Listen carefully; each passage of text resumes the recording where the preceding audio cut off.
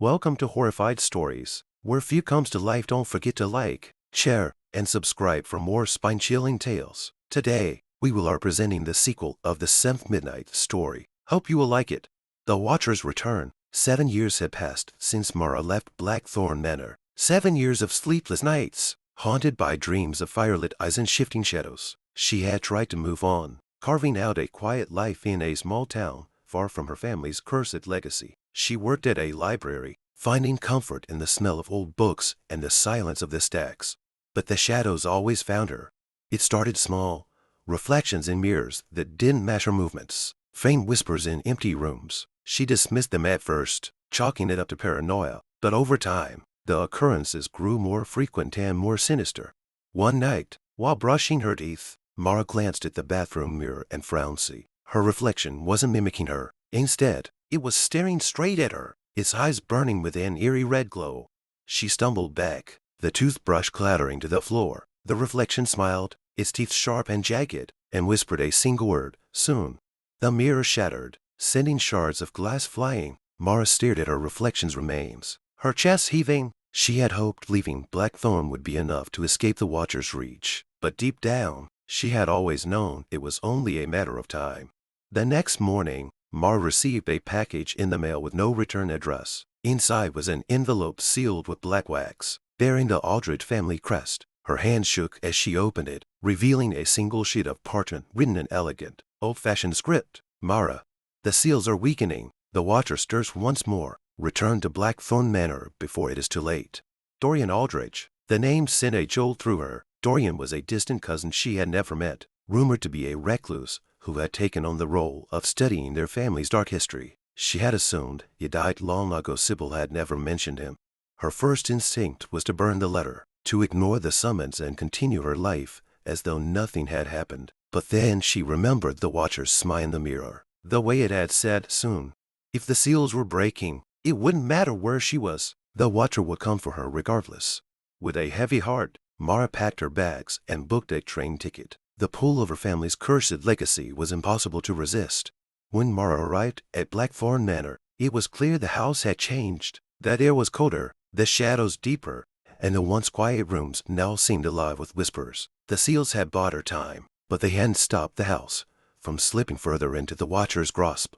Dorian was waiting for her in the parlor. He was younger than she expected, perhaps in his late 30s. With sharp features and dark circles under his eyes that spoke of years spent poring over forbidden texts. He regarded her with a mixture of relief and urgency.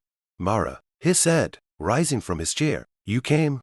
I didn't have much of a choice, she replied, her voice clipped. What's happening?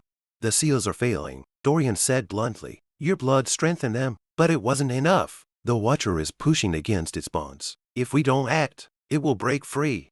Mara sat her down, her legs weak. I thought the ritual would hold it forever. So did I, Dorian said, pacing, but the Aldrich pact was never meant to last this long. The Watcher is ancient, older than this house, older than our family. It adapts, learns. The seals are just delaying the inevitable. Then why call me? Mara snapped. What can I do that you can't? Dorian stopped pacing and looked at her, his expression grave. Because the Watcher chose you. Its mark is on you. Whether you like it or not, you're the only one who can truly bind it. Mara's stomach turned. She had thought she was done with the Watcher, that her part in this nightmare was over, but Dorian's words made it clear. Her battle with the creature had only just begun. Dorian led Mara to the manor's library, a massive room filled with dusty tomes and yellowed scrolls. In the center of the room was a large wooden table, and on it lay an ancient book bound in cracked leather. The title, written in faded gold lettering, read The Tome of Chains. This is our family's most guarded secret, Dorian said, opening the book to a page filled with intricate diagrams and runes. It contains the original binding ritual used to trap the Watcher. But there's a problem. Mara leaned over the book, her eyes scanning the text. The diagram showed a complex ritual involving multiple participants, each linked by a circle of blood. What's the problem? She asked. The ritual requires 7 participants, Dorian said grimly. 7 Aldriches, but most of our family is gone. It's just you and me now. Mara frowned. So what do we do? There's another way, Dorian said, flipping to a different page. This one showed a lone figure standing at the center of a ritual circle, surrounded by 7 glowing chains. A single participant can't perform the binding, but it requires a direct confrontation with the watcher. It's dangerous. And the price? He trailed off, his expression dark. What's the price? Mara demanded. Dorian hesitated. Your life. Mara stepped back, her heart pounding. You're saying I'd have to die to stop it? It's the only way to truly bind the watcher, Dorian said. But there's hope. The tome mentions a weapon or relic hidden somewhere in the manor. It's called the chain blade, and it was used in the original ritual. With it, you might stand a chance of surviving. Mara swallowed hard, the weight of the decision pressing down on her. She had come here hoping to escape the watcher's influence, but now it seemed her only options were death or an impossible battle against an ancient evil. I'll find the chain blade, she said finally. If I'm going to face this thing, I'm not going in unarmed. As Mara and Dorian searched the manor for clues about the chainblade's location, the house seemed to grow more restless. The walls creaked and groaned, shadows darting just out of sight. The whispers followed them everywhere, growing louder with each passing hour. In one of the upstairs bedrooms, Mara found a mirror covered with a black cloth. She hesitated before pulling the cloth away, half expecting to see the watcher's eyes staring back at her. Instead, the mirror was cracked, its surface reflecting something that wasn't the room behind her. The reflection showed a hidden door, its frame marked with the same sigil she had carved into the altar years ago. Mara turned to Dorian, who was thumbing through a stack of old maps. There's a hidden door, she said. It's behind the dining room. Dorian nodded, grabbing a lantern. Then that's where we'll start.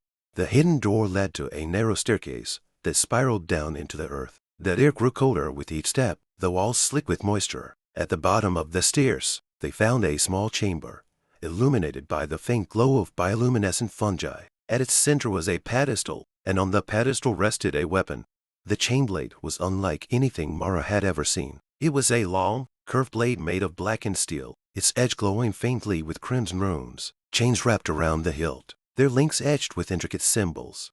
This is it, Dorian said, his voice reverent. The chain blade. Mara approached the pedestal, her hand trembling as she reached for the weapon. The moment her fingers touched the hilt, a jolt of energy shot through her, and she heard a voice in her deep, resonant voice that spoke with the weight of ages. You have chosen to fight, the voice said, but the watcher will not yield easily. Are you prepared to pay the price? Mara didn't answer. She simply tightened her grip on the blade and turned to Dorian. We have what we need, she said. Now let's finish this. The night air around Blackthorn Manor grew thick with tension. Clouds swirled above, heavy and unnatural, as though the sky itself was watching. Mara stood at the edge of the woods, the chain blade resting heavily in her hand. It felt alive, pulsing faintly with an energy that resonated deep within her. Beside her, Dorian adjusted the lantern, his face pale but resolute. The seals will break completely when the moon reaches its zenith, he said, pointing at the rising blood-red orb on the horizon. We don't have much time. Mara nodded, her jaw tight. The weight of the chain blade and the memory of Sybil's sacrifice pressed heavily on her. This wasn't just about the watcher, it was about ending a centuries-old curse that had claimed the lives of so many Aldridges. They returned to the manor's library, where Dorian had set up a makeshift ritual circle. The tome of chains lay open on the table, its pages glowing faintly. Around the circle, he had placed 7 iron stakes, each marked with a binding sigil. This is our last chance to reinforce the seals before the watcher escapes, Dorian said. If he gets out. Mara didn't need him to finish. She had seen enough of the watcher's power to know what would happen. The world wouldn't survive its wrath. As the two worked to prepare the ritual, the house began to stir. The floorboards groaned, the walls shivered, and the whispers that had been faint earlier now grew louder, more insistent. Mara frowned when she heard a voice she hadn't heard in years. Mara. She turned, her heart pounding. Standing in the doorway was Sybil, her figure ghostly and pale. Her great tense eyes were empty voids, her mouth twisted into a sorrowful smile.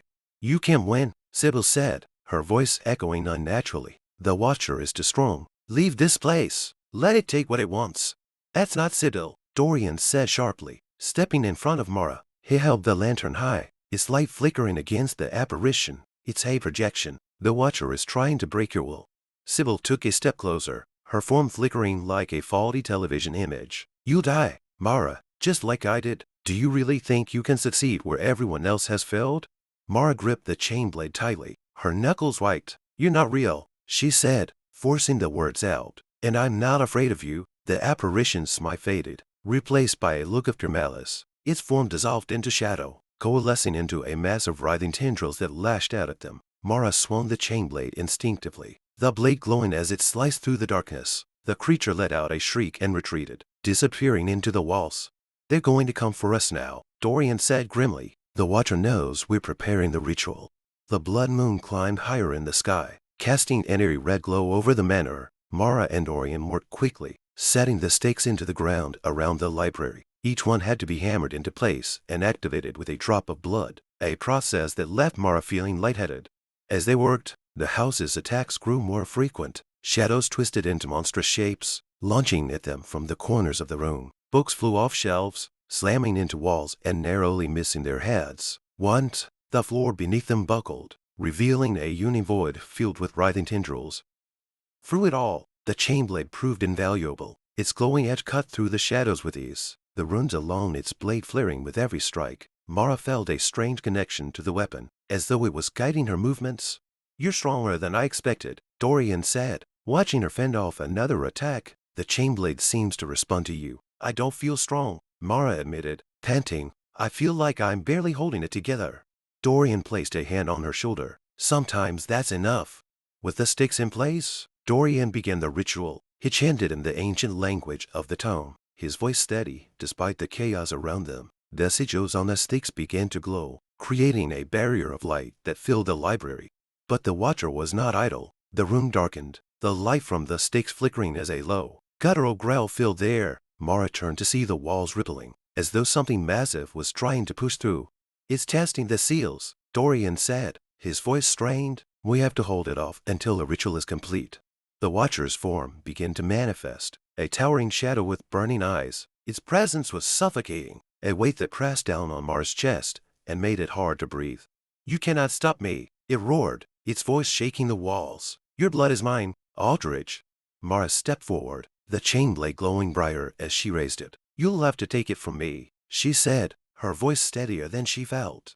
The Watcher lunged, his tendrils whipping toward her. She swung the chain blade, its edge cutting through the darkness. Each strike sent a shockwave of energy through the room, but the Watcher didn't relent.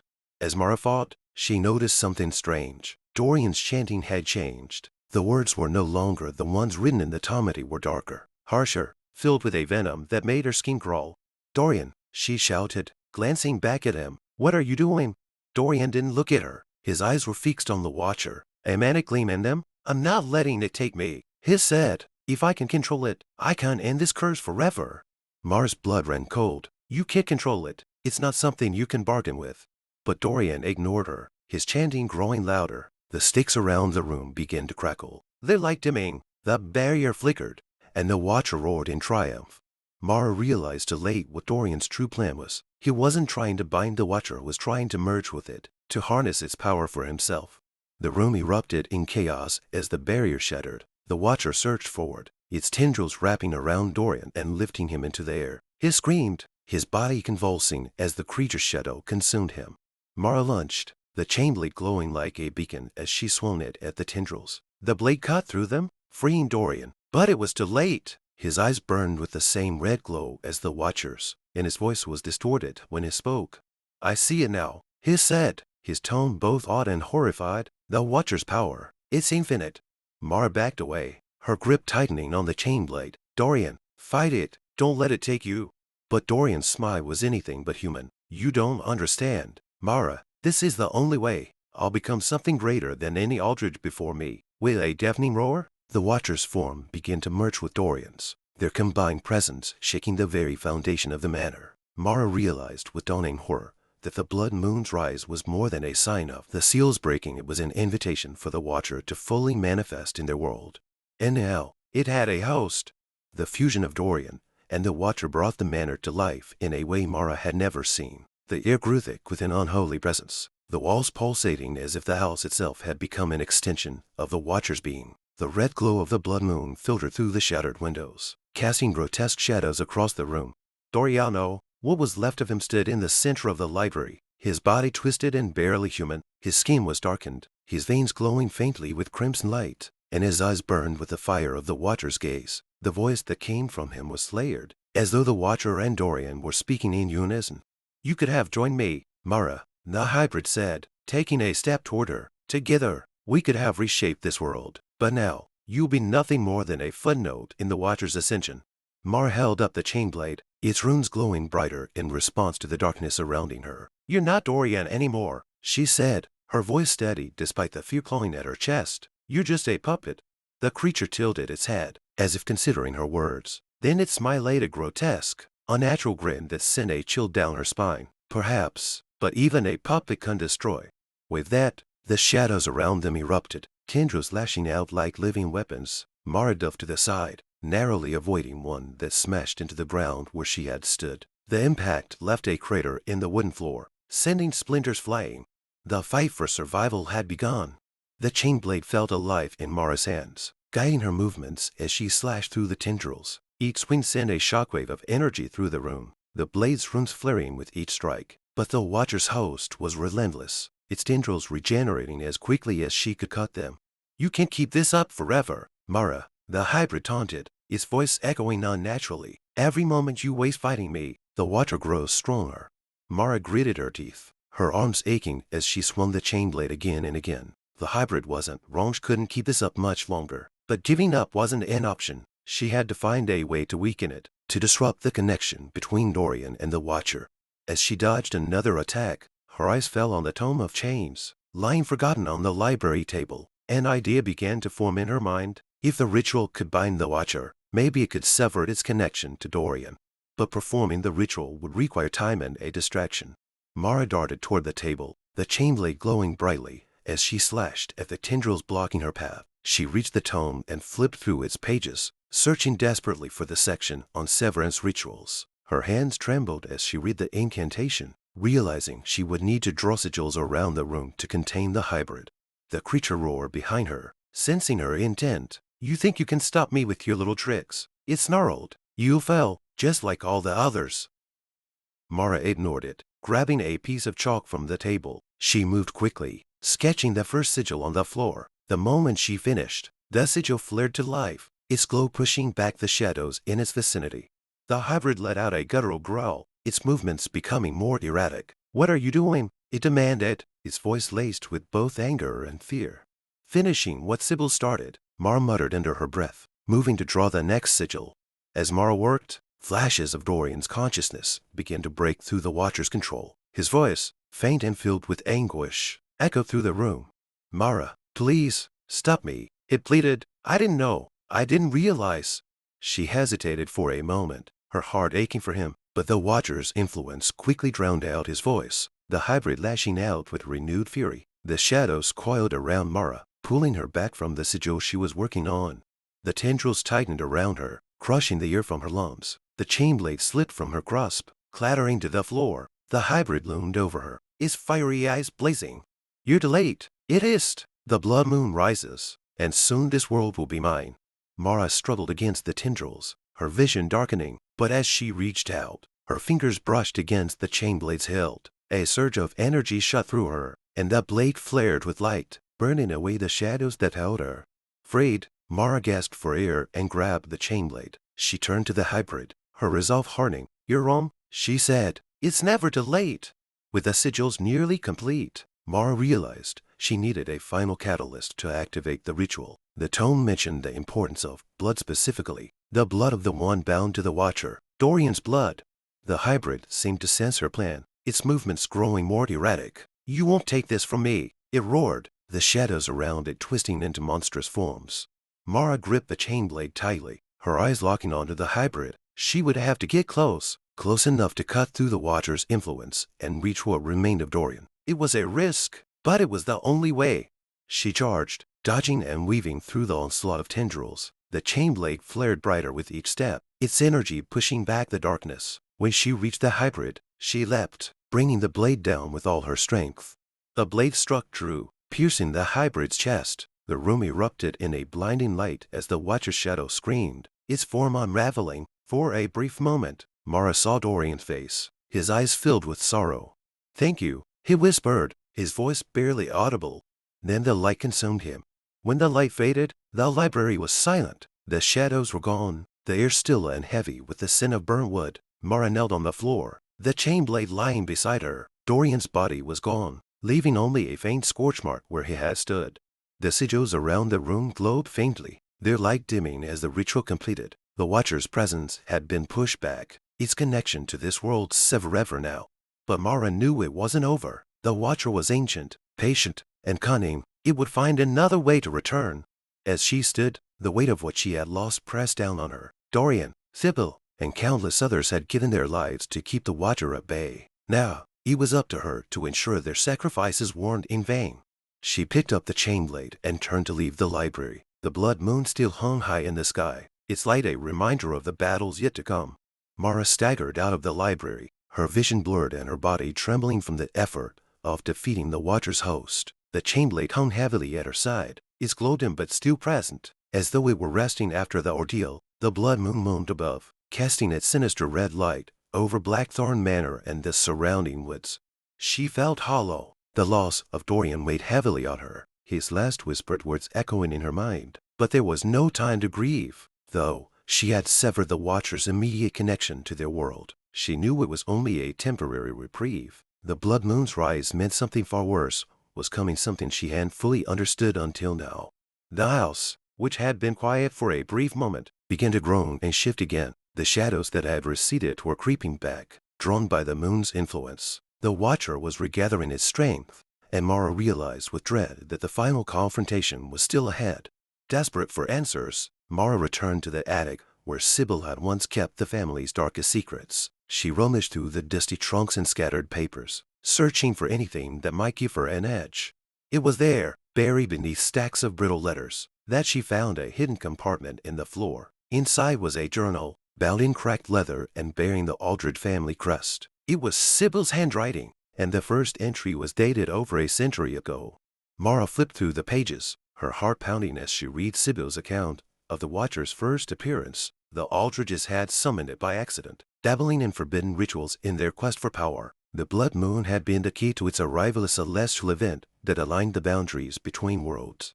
But the most chilling revelation came near the end of the journal. Sybil had discovered a final ritual, one that could destroy the Watcher permanently. However, it required a terrible price, the life of the Watcher's anchor. Mara's stomach turned as she realized what that meant. She was the anchor now, the last remaining Aldrich tied to the Watcher's curse. To destroy it, she would have to sacrifice herself. As Mara processed this revelation, the house came alive with fury. The walls trembled, books and debris flying through the air as the Watcher's presence grew stronger. His voice echoed through the halls, low and guttural, filled with malice. "You think you've won, Aldrich? It is't. You're nothing but a pawn in my game. Surrender now, and I might let you see the dawn." Mara ignored the voice. Clutching the journal tightly, she ran down the stairs, the chain blade in one hand and the journal in the other. The ritual Sybil had described required specific components: the blood moon's light, the chain blade, and the anchor's blood. All of it had to be enacted at the exact moment the moon reached its zenith. The Watcher wasn't going to let her complete it without a fight. The manor twisted around her as she moved, hallways lengthening and doors disappearing. Shadows lashed out at her, clawing at her clothes and skin, but Mara pressed on, using the chain blade to cut through the darkness.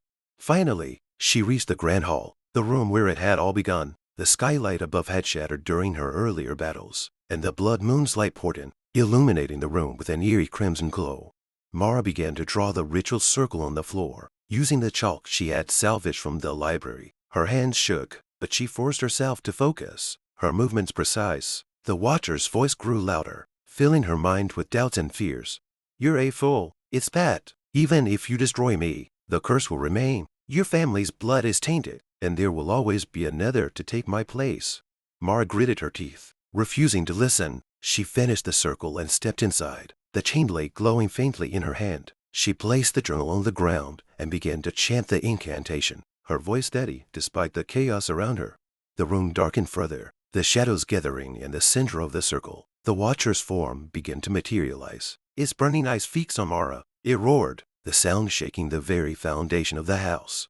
"You cannot contain me," it bellowed, its tendrils slamming against the edges of the circle. "I am eternal." Mara didn't falter. She continued the chant, her voice rising above the creature's screams. The chain blade flared brightly, its energy resonating with the circle. As the ritual neared its climax, Mara felt a strange calm wash over her. She knew what she had to do, and she was ready to face it. The Watcher's power had destroyed her family, taken everyone she cared about. If her death could end its reign of terror, it was a price she was willing to pay.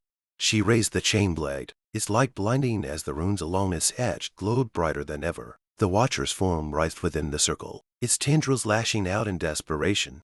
With a deep breath, Mara plunged the blade into her chest. Pain exploded through her, but she held firm, her grip unwavering. The blood moon's light intensified, the room filling with a deafening roar as the ritual reached its peak.